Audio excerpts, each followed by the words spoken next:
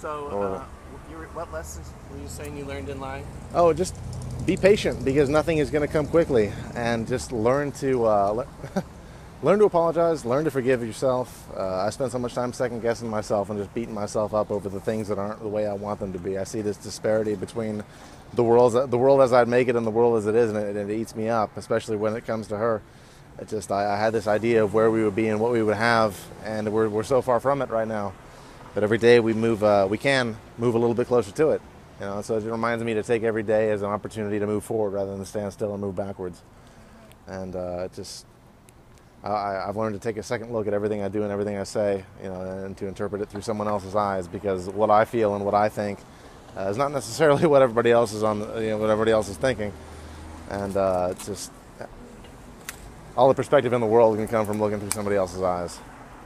Plus, when you apologize too much, I always remind you it doesn't matter where we are or what we're doing, as long as I have you by my side. Yeah, it can't and be that that is, bad. you learn to kind of redefine what happiness is. For me, at this point, happiness is having a semi-full stomach and being with the girl I love. And then if anything beyond that is gravy. You were saying, could you say it again, how when there's an argument, it's not necessarily 50-50?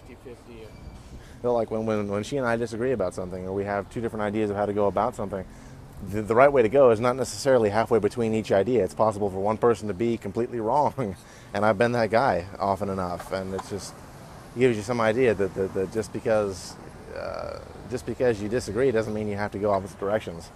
You can both come to an agreement about what's right and move in the right direction without having to beat each other's throats the whole way. Plus, there's like a 6-year age difference between us. So she's 19, I'm 24. I feel like in 6 years' time I've gone a million miles and learned a million things. And I sometimes forget that she, doesn't necessarily have that time on the earth to have experienced that. And I can't blame her for that. I can't vilify her for that. I've just got to be patient.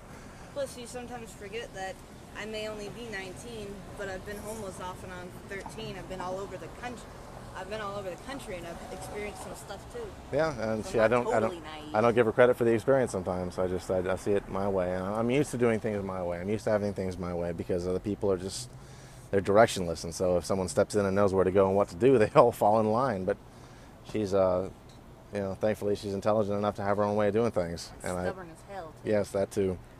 That too. It's par for course. Could you tell me the story again of why your father threw you out with the noises and all? We had Alexis was making some noises while I was trying to sleep, just something that she does while she's sleeping, and something she can't help, and I was already on precious little sleep, so I was irate and impatient, and I just kind of flipped out on her and then left the room and tried to go out on the couch to get some sleep. And my dad heard me crashing and banging out down the hallway trying to go to the couch, and he followed me out of my room and into the kitchen and into the hallway and demanded an explanation from me as to what was going on and why all this noise was being made at the horrible hour of midnight. And I just tried to get away from him and tell him that I needed sleep and distance, and he wouldn't leave me be. And so I freaked out, and we turned a small argument into a huge argument, and the next day we were homeless. They kicked you out? Oh, just like that. Like that. Literally, no. Yeah, and the impression that I got from the whole thing is that, like with her parents, that we just didn't fit into their idea of what the household was going to be, and so they looked for any excuse possible to throw us out. And as soon as they got that, we were gone. We made sure to be helpful, Yeah, we weren't sitting here around or doing nothing. We were trying to contribute and be helpful, and it just didn't work out.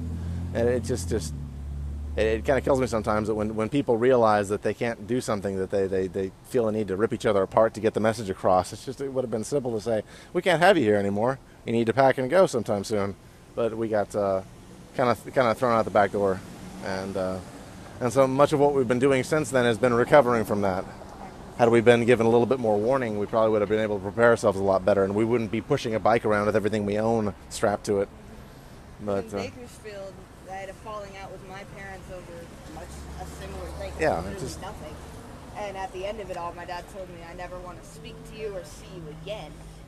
And over something so trivial that it's just, over literally nothing, and he shut my phone off. 2 days later, of those 2 days where I was dead asleep, I woke up long enough to halfway choke down dinner and go back to sleep. And I woke up one day, plugged in my phone because it was dead. It's gone. Empty. Sorry about your earbud there. Okay, we'll leave it. Thank you. Sorry. Thank you so much.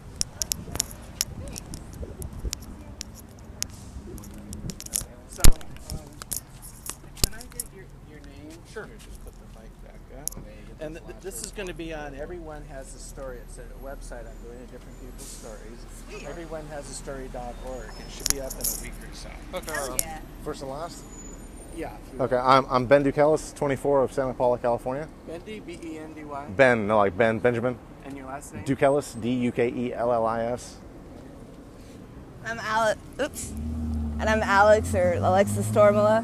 How do you spell your name?